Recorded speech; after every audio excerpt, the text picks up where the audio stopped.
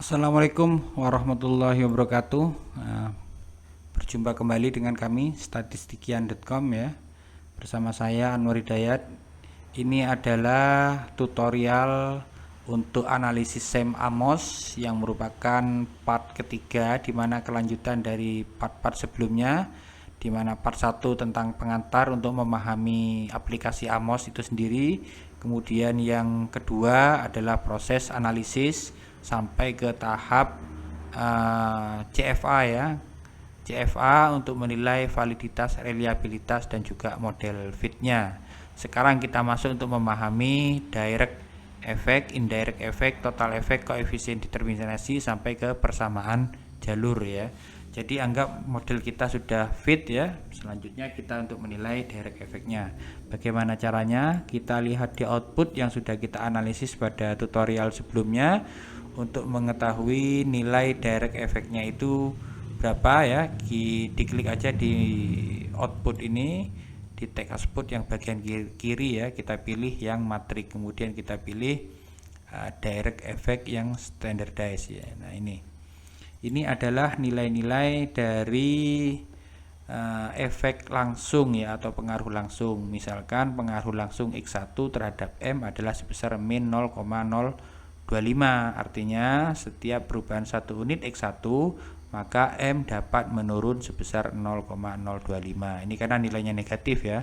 Kalau negatif berarti X nya naik, M nya malah turun.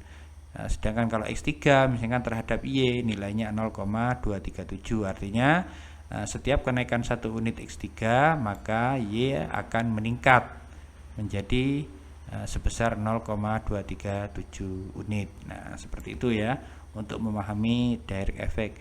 Kemudian untuk indirect effect, diklik saja di sini untuk standardized indirect effect atau pengaruh tidak langsung ya. Misalkan pengaruh tidak langsung X2 terhadap Y melalui M. Ini adalah sebesar 0,125. Artinya X2 setiap perubahan 1 unit X2 maka Y dapat berubah secara tidak langsung, di mana akan meningkat sebesar 0,125 ya melalui M. Nah, ini cara memahami indirect effect. Kemudian untuk total effect yang merupakan jumlah dari direct dan indirect effect, bisa diklik di sini ya, standardized total effect. Nah, ini nilainya. Kalau kita melihat diagram ya, di mana X1 contohnya ini selain mempengaruhi M juga mempengaruhi Y, maka ini ada hubungan langsung, pengaruh langsung X1 terhadap Y dan X1 terhadap M, kemudian pengaruh tidak langsung X1 terhadap Y melalui M. Jadi ada direct effect, kemudian ada indirect effect. Nah, indirect effect dan direct effect ini apabila ditambahkan menjadi total effect. Nah, ini total effect-nya, contoh total effect dari X3 terhadap Y ya. Ini adalah sebesar 0,472. Nah, seperti itu ya, kita sudah memahami sampai ke total effect. Selanjutnya kita untuk mengetahui koefisien determinasi ya, atau kemampuan dari variabel-variabel eksogen dalam menjelaskan variabel endogen. Misalkan ini M ya, M ini yang mempengaruhi adalah X1, X2 dan X3 sesuai diagram ini. Seberapa besarkah pengaruh X1, X2 dan X3 secara bersama-sama terhadap M? Nah, ini dilihat di koefisien determinasi atau square multiple correlation ya. Ternyata hasilnya 0,679. Karena ini lebih dari 0,5, maka ini termasuk dalam kategori kuat. Begitu pula pengaruh dari X1, X2, X3 dan M terhadap Y adalah sebesar ini ya, sebesar 0,622. Karena lebih dari 0,5 maka pengaruh secara bersama-sama ini juga termasuk dalam kategori kuat. Jadi kalau kurang dari 0,5 maka termasuk kategori lemah ya. Tadi kita sudah mengetahui seberapa besar efek langsung, tidak langsung dan total efek dan juga efek koefisien determinasi ya. Selanjutnya kita akan mengetahui apakah pengaruh-pengaruh tersebut signifikan atau tidak. Nah, itu caranya adalah dengan menggunakan metode bootstrapping ya. Ini bootstrap ya. Bootstrap itu caranya adalah pada analisis yang tadi kita kembali klik Analyze Properties ya. Kemudian untuk outputnya ini kita hilangkan yang standardized estimate ya, cuman ini kita hilangkan. Kemudian yang kita tampilkan ini square multiple correlation kita tampilkan, yang lain kita bisa hilangkan. Kemudian indirect ini kita harus centang, yang lain di ini ya, ini jangan dicentang ya. Jadi yang dicentang cukup yang square multiple correlation dan indirect, direct, dan total effect. Ini yang wajib ya.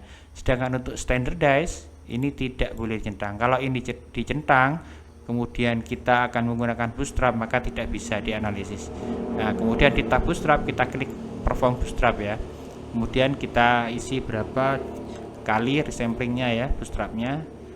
Yang lazim digunakan ini 200. Kalau lebih dari itu lebih bagus, cuman nanti otomatis proses running komputernya akan lebih berat dan lebih lama ya. Kita coba 200 aja dulu untuk pelatihan ini. Kemudian untuk menetapkan perhitungan probabilitasnya menggunakan bisa dipilih salah satu dari dua ini. Kita dalam ini menggunakan PC ya, percentile confidence interval ya.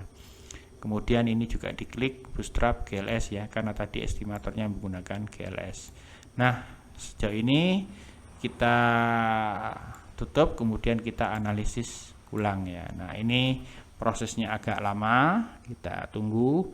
Jadi sambil menunggu kita jelaskan bahwasanya dengan bootstrapping ini kita bukan hanya bisa melihat seberapa besar ya nilai direct effect, nilai indirect effect, total effect maupun koefisien determinasinya, tetapi juga sekaligus melihat nilai probabilitas dari masing-masing analisis tadi ya, probabilitas atau p-value-nya. Jadi p-value itu batasannya adalah 0,05 ya, kalau derajat kepercayaannya 95% ya. Jadi ini batasannya adalah 0,05. Jadi kalau kurang dari 0,05 ini berarti masuk ke dalam kriteria terima H1 ya, atau signifikan. Jadi kalau lebih dari 0,05 adalah sebaliknya terima H0 atau tidak signifikan. Nah, kita lihat ya hasil dari bootstrapping yang barusan kita running ya. Langsung untuk mengetahui nilai p-value-nya kita klik di bagian ini ya, bagian estimate ya. Estimate kita pilih matrix dulu, kemudian direct effect. Nah, direct effect ini kita klik yang di bawah ini estimate atau bootstrap, kita klik nilai percentile method yang detailed signifikan. Nah, ini nilai p-value-nya. P-value direct effect bisa kita lihat di sini ya. Contohnya pengaruh X3 terhadap M ya. Ini nilai p-value-nya 0,01 ya. Kurang dari 0,05 berarti ini termasuk terima H1 atau pengaruh langsung tersebut signifikan. Kemudian untuk nilai indirect effect ya, p-value-nya kita bisa langsung klik di sini indirect effect, dan ini pilih juga detailed signifikan ya. Nah, ini contohnya pengaruh X3 ya, pengaruh tidak langsung X3 terhadap Y melalui M sebesar 0,06, dimana ini lebih dari 0,05, maka ini terima H0, artinya pengaruh tidak langsung tersebut adalah tidak signifikan. Kemudian untuk total effect sama caranya, kita klik yang di matriks ini ya, estimate matrix, ini total effect, kemudian detail signifikan. Nah, ini contoh pengaruh total X3 terhadap Y ya, ini sebesar 0,01, karena kurang dari 0,05 maka terima H1 atau signifikan. Nah, seperti itu untuk mengetahui probabilitas atau signifikansi dari analisis SEM, direct effect, indirect effect, dan total effect. Kemudian untuk koefisien determinasi juga bisa dilihat di estimate scalar di sini. Kita pilih square multiple correlation ya. Kemudian kita klik detail signifikan juga. Nah, ini kita muncul nilainya ya, nilai p-value dari pengaruh secara bersama-sama X1, X2 dan X3 terhadap M adalah sebesar 0,679 dengan p-value sebesar 0,01. Karena ini kurang dari 0,05 maka pengaruh secara bersama-sama tersebut adalah signifikan atau terima satu. Begitu juga koefisien determinasi X1, X2, X3 dan M terhadap Y p-value-nya 0,01. Berarti juga kurang dari 0,05 yang artinya juga signifikan. Nah, rekan-rekan, saya kira sejauh ini mudah ya dipahami. Kita di dalam tutorial, mulai dari tutorial kita untuk SEM AMOS yang pertama ya, SEM AMOS yang pertama, memahami jendela dan tool AMOS ya, sampai tahap validitas reliabilitas pada tutorial yang part kedua. Kemudian pada part ketiga ini kita sudah selesai sampai ke tahap menilai probabilitas atau signifikansi dari estimasi direct effect, indirect dan total effect hingga koefisien determinasi. Nah, selanjutnya kita akan mengukur persamaan jalurnya. Nah, persamaan jalur itu caranya ya tergantung dari modelnya ini, X1, X2 dan X3 terhadap M. Nah, ini adalah persamaan pertama ya. Kemudian persamaan kedua adalah pengaruh X1, X2 dan X3 terhadap Y. Mengapa ada dua ya? Karena ada dua variabel endogen. Karena ada dua variabel endogen, maka otomatis persamaannya juga nanti ada dua. Bagaimana menghitung persamaannya? Nah, ini bisa dilihat dari nilai-nilai standardized direct effect ya. Ini direct effect dilihat estimate-nya ya, bukan p-value-nya tapi estimate-nya. Kalau di bootstrap ya, ini pengaruh dari X1 terhadap M adalah min 0,024. Berarti kita bisa tuliskan di sini M sama dengan ya, M sama dengan min 0,024 ditambah ini dari X2 ya, ini dikali X1, kemudian ditambah 0,321 kali X2, kemudian ditambah 0,451 dikali X3. Nah, ini adalah persamaan jalur untuk menghitung M. Kemudian bagaimana persamaan jalur ya untuk menghitung Y? Nah, seperti ini. Y sama dengan, kita lihat nilai X1-nya dulu 0,306 ya. 0,036 kali X1. Kemudian 306 ya.